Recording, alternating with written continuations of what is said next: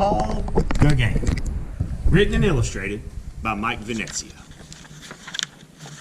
Paul Gauguin was born in Paris, France in 1848. He led an adventurous life, traveling all over the world to find just the right place to paint. Paul Gauguin often used flat, bright colors and simple outline shapes in his paintings. Sometimes he would use symbols from the Bible, like the snake, the halo, and the apples in the painting above. The symbols he used also gave a look of mystery to his paintings.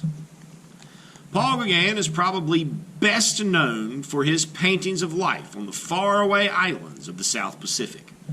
He loved the colors he found in the jungles, the native people who lived there, and their ancient customs.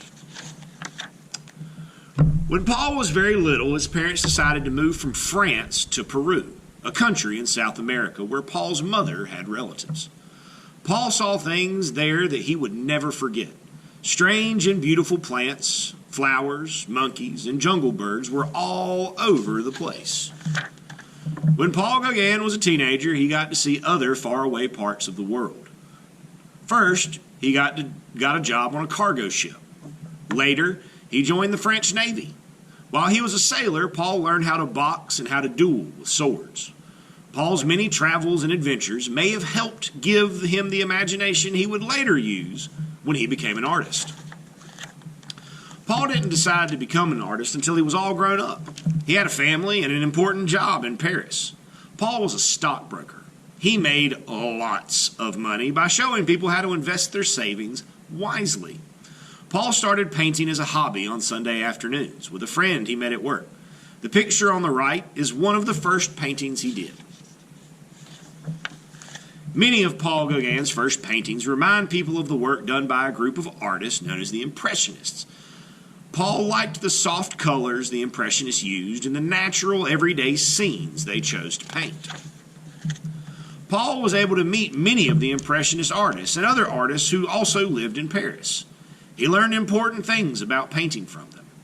Artists such as Edgar Degas, Camille Pissarro, and Vincent van Gogh liked Gauguin's style of painting. Some of the Impressionists even asked Gauguin to show his work alongside of theirs at an Impressionist exhibit. There were artists, though, including Claude Monet and Paul Cézanne, who didn't think very much of Gauguin or his work. Paul was encouraged by his artist friends. Soon, painting became much more than just a hobby for him. It was practically all he could think about, even at work. Finally, Paul Gauguin decided to quit his job and become a full-time artist.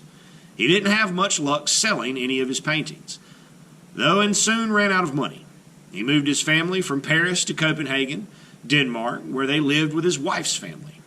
Paul's wife, Mette, wasn't happy about his decisions, but she loved Paul and knew how important painting was to him. So she went along with his wishes for as long as she could. Things didn't go well in Copenhagen, and Paul decided to return to Paris without Mette. Paul Gauguin was always in search of a place to paint where he could really express his feelings. He soon became fed up with the busy, uncaring city of Paris. He thought there were too many rules people had to follow, especially rules about art.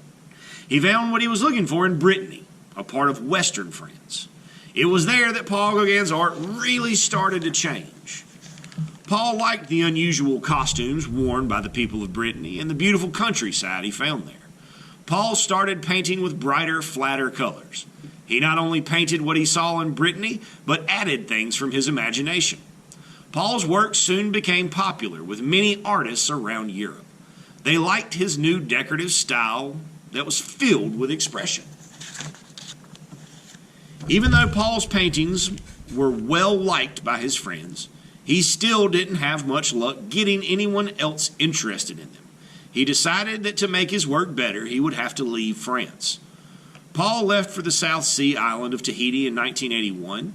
He told his wife and children that they would get back together someday. He believed they would, but they never did. Except for a short trip back to Paris, Paul spent the rest of his life in the South Seas. Paul was a little disappointed when he arrived in Tahiti. It was run by the French government, and part of it reminded him of the place he had just left. Paul soon moved into the wilderness and explored other islands to find what he was looking for. Paul worked very hard in Tahiti to put his own special feelings into his artwork. Unlike the Impressionists who tried to paint nature as they saw it, Paul Gauguin used his imagination to rearrange nature and create worlds that he dreamed about. He hoped that a person would look at one of his paintings and dream of their own imaginary worlds. Paul was finally happy with the way his artwork was turning out.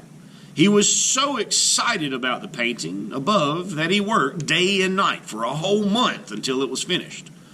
The people in this painting seem to be wondering about the questions the title asks. The beautiful colors Gauguin used and the way he made it feel filled with life make this one of his greatest paintings. Even though Paul Gauguin was happy with his artwork, he led a very unhappy life in the South Sea Islands. He was sick most of the time and very poor. To create his own style, Paul often borrowed ideas for his paintings from Japanese prints, stained glass windows, and Persian and Egyptian art. He is also known for the wood carvings he made in Tahiti. Many of them have the same feeling the island people gave to their own mysterious carved wooden idols.